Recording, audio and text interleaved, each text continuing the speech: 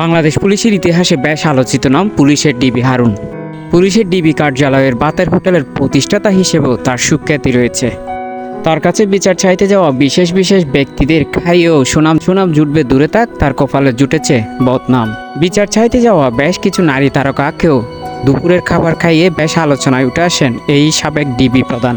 কোন কোন নারী তারকা তার আতিথেয়তা গ্রহণ করেছে আজকের পর্বে জানবো তা।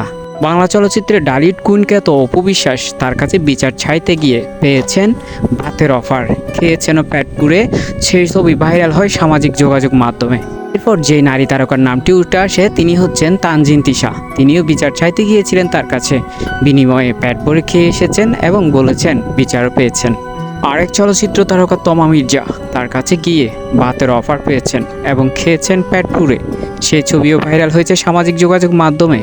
ডিবি হারুনকে হাউন বলে বেশ আলোচনার জন্ম দিয়েছিলেন আরেক শিশু শিল্পী তারকা লুবাবা। তিনিও হাউন আঙ্কেলের কাছে গিয়ে খেয়েছেন পেট পুড়ে এবং পেয়েছেন উপকারও, সেই কথাও উল্লেখযোগ্য হারে প্রকাশ করেছিলেন তিনি। আরেক আলোচিত চিত্রনায়িকা ববি, যিনিও আলোচনায় এসেছেন ডিবি হারুনের অফিসে গিয়ে, সেখানে তিনিও ডিবি হারুনের আতিথেয়তা গ্রহণ করেছেন। এমন আরও অনেক তারকা ডিবি হারুনের ভাতের হোটেলে গিয়ে দুপুরে পেট ভরে খেয়েছেন এবং আলোচনায় এসেছেন।